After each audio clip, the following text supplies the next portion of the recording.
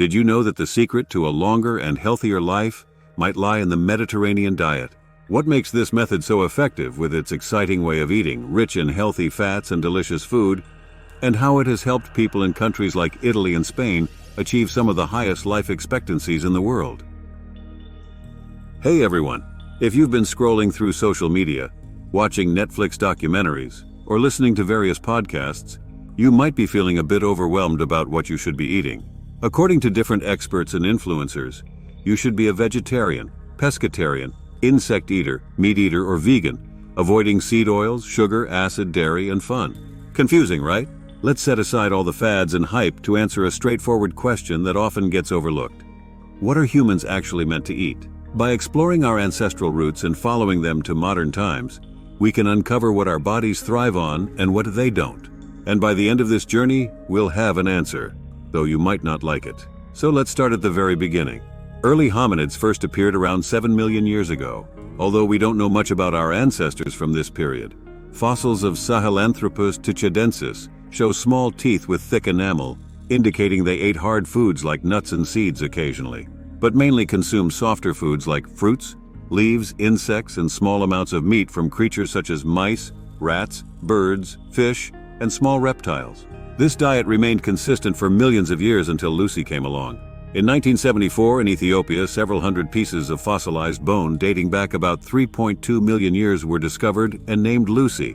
She belonged to Australopithecus, a genus that existed between 4 and 3 million years ago. Lucy showed significant evolutionary advancements, particularly in the structure of the jaw and teeth, allowing for a more varied diet that included more nuts, seeds, and uncooked vegetables like tubers. The big dietary shift came with Homo erectus around 2 million years ago. This species was taller, had a larger brain, and was more dexterous, enabling the development of sophisticated tools for hunting and processing meat. Fossil evidence shows signs of butchery on small animal bones from this era, indicating more regular meat consumption. However, the most significant change in our diet occurred when we learned to control fire, around 1.5 million years ago, according to ash found in South African caves. Cooking food not only killed parasites, extending our lifespans, but also made it easier to chew and digest, leading to smaller jaws and guts. This allowed for a more nutrient-rich diet, including fibrous root vegetables and tough meats, which played a crucial role in the evolution of our larger, more complex brains. Then, about 10,000 years ago, the advent of agriculture marked the biggest shift in the human diet. We transitioned from a nomadic lifestyle of hunting and gathering to farming and settling in one place. Before agriculture, our diets were adapted to our environments. Those near water had more fish and seaweed, while forest dwellers had different food sources. Stay tuned as we delve deeper into how these changes shaped our evolution and what they mean for our modern diets. Imagine living in a world where people ate more fruits, nuts, and wild game. But with the advent of agriculture, for the first time in history, we could adapt our environment to our needs. Within just a few centuries, the amount of forest food in our diets drastically decreased. We started eating significantly fewer nuts, seeds, wild fruits, and game meat, replacing them with grains. A grain-based diet can support a much larger population per square mile than hunting and gathering, and this is when Homo sapiens began to spread rapidly across the globe. However, agriculture wasn't always beneficial. Our health deteriorated. Early agricultural diets were lacking in important nutrients like vitamins A and C found in vegetables and fruits, as well as B12 and omega-3 fatty acids found in meat and fish. These elements were severely lacking in the new grain-based diet, which was also high in carbohydrates. We conquered our environment and made it our servant, but as a result, we became less healthy. Skeletal remains from this period show an increase in dental problems like cavities and gum disease, which were rare among hunter-gatherers. There was also a reduction in average height and an increase in signs of malnutrition and diseases related to nutritional deficiencies. Yet something else interesting happened. Our genes changed. Most human cultures, but not all, quickly developed lactase persistence, a fascinating genetic adaptation that allowed some human populations to digest lactose into adulthood. This trait was a direct and rapid consequence of the domestication of dairy animals. It's a remarkable example of how the development of agriculture in just 10,000 years left a permanent mark on our DNA. This shows the flexibility of human genetics, and who knows what new food trends we'll adapt to in the coming millennia. While agriculture initially made us less healthy, you might think this trend reversed over time. With the Industrial Revolution in the 18th century, more people began eating a varied agricultural diet. Instead of bread at every meal, people started consuming a variety of meats, fruits, vegetables, complex carbohydrates, nuts, seeds, and legumes. Increased preservation of food also improved nutrition during the winter. This helped us regain and even surpass the nutritional and health standards of our hunter-gatherer days. In developed nations, life expectancies reached unprecedented heights. Unfortunately, this improvement was limited to regions with a middle class that had access to such varied diets. Then came a new plague. Not the Black Death, but something much worse. The plague of processed food. We all know how processed food has become a global phenomenon, linked to obesity and various diseases like heart disease and stroke. So, we've looked at what we've eaten over the past 7 million years, and how our diet has shifted. But what should we be eating today? To answer this, we need to consider human physiology and nutritional needs. Our digestive tract's length and complexity are directly linked to our diet. Herbivores like cows have long, complex digestive systems, with multiple stomach chambers or long intestines. Plant materials like grasses and leaves are hard to break down, and the cellulose in plants requires prolonged fermentation to extract nutrients effectively. Some herbivores even need to regurgitate their food and eat it again, or consume their feces because one pass through their digestive tract isn't enough. Humans have a unique digestive system compared to herbivores, who need to eat constantly throughout the day to get enough nutrients. We can get by eating just 2 or 3 times a day, or even once every couple of days, and still extract sufficient nutrients. The shorter colon of Homo sapiens compared to herbivores indicates an evolutionary adaptation for meat consumption, though not as short as a carnivore's.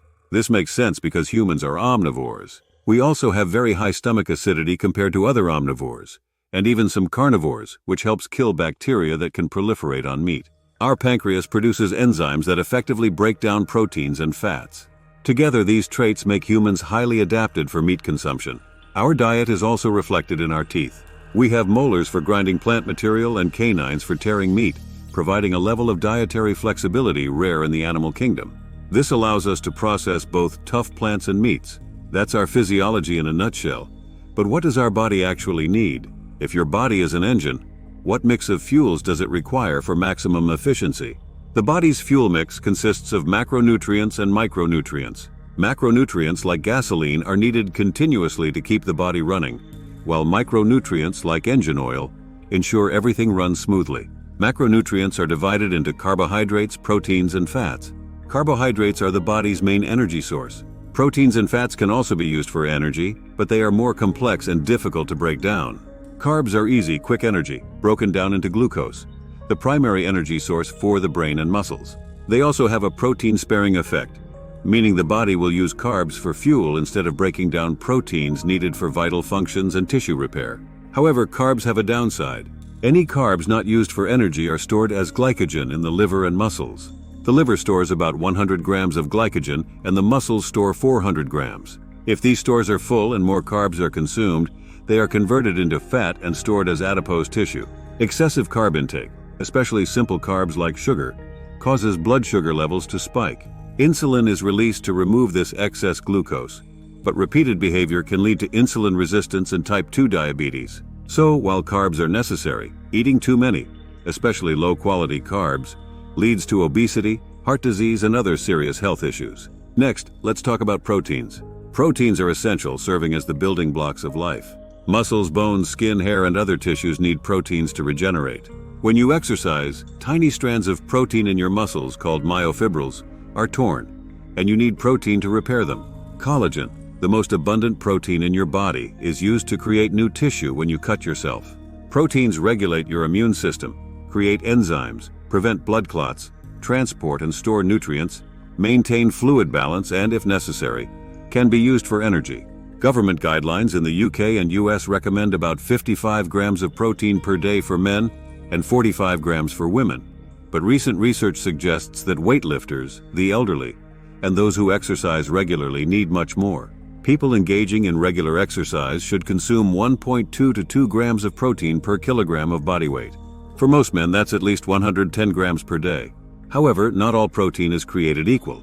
Protein quality is crucial for efficient protein synthesis, the process of repairing tissue and building muscle. The body needs complete proteins, which contain all 9 essential amino acids in the right amounts. Foods with the highest quality proteins are animal-based, such as pork, chicken, beef, eggs, and whey protein. Plant-based proteins, such as those from peas, oats, and soy, may not be fully utilized by the body due to imbalanced amino acids. Lastly, there are fats, often misunderstood and unfairly vilified. Fats are essential for absorbing fat-soluble vitamins, A, D, E, and K, and are crucial for brain health. Fats come in 3 types: saturated, unsaturated, and trans fats. Saturated fats found in animal products and some plant oils were once thought to be unhealthy, but recent research suggests they are necessary in moderation. Unsaturated fats found in fish, nuts, seeds, and olive oil are considered healthy and beneficial for heart health. Trans fats found in many processed foods are harmful and should be avoided as much as possible. Saturated fats have been labeled as the bad guys for years, thought to clog arteries and increase the risk of heart disease. However, newer research suggests this story is more complex. Your body actually needs saturated fats, but it's important to balance them with unsaturated fats. These so-called good fats, including monounsaturated and polyunsaturated fats, are found in foods like olive oil, avocados, nuts, and fish. They help lower bad cholesterol levels, reduce inflammation, and are linked to a lower risk of heart disease. Omega-3 fatty acids, a type of polyunsaturated fat found abundantly in fatty fish, are particularly beneficial for brain function and can reduce the risks of depression, dementia, and arthritis. Then there are trans fats, the true villains. These are mostly artificial fats created by adding hydrogen to liquid vegetable oils to make them more solid. Trans fats are found in many fried foods, baked goods, and processed snacks, and are associated with an increased risk of heart disease. Dietary guidelines recommend that 20 to 35% of your daily calorie intake should come from fats, predominantly unsaturated. The human body needs carbohydrates, fats, and most importantly, proteins to function. But let's not forget about micronutrients. These are divided into vitamins and minerals such as iron, zinc, calcium, and potassium. Vitamins are essential for bodily functions like immune response. Vitamins A, D, E, and K are fat-soluble and stored in the body if consumed regularly, whereas B vitamins and vitamin C need to be eaten frequently, since they cannot be stored in large amounts. Vitamins play crucial roles in our health. For example, vitamin D is important for bone health, while vitamin A supports vision and immune function. To ensure a healthy balance of all the vitamins, it's recommended to get them from food rather than supplements unless advised otherwise by a doctor. Here's a quick rundown of where to find these essential vitamins. Vitamin A: fish oils, dairy products, eggs, spinach, and kale. Vitamin D: fatty fish, egg yolks, mushrooms, and red meat. Vitamin E: fish, almonds, sunflower seeds, and pine nuts. Vitamin K: leafy greens like broccoli, kale, Swiss chard, and Brussels sprouts. Vitamin C: citrus fruits, black currants, strawberries, and some green vegetables. Herby vitamins, mainly found in animal products like meat, cheese, milk, and eggs.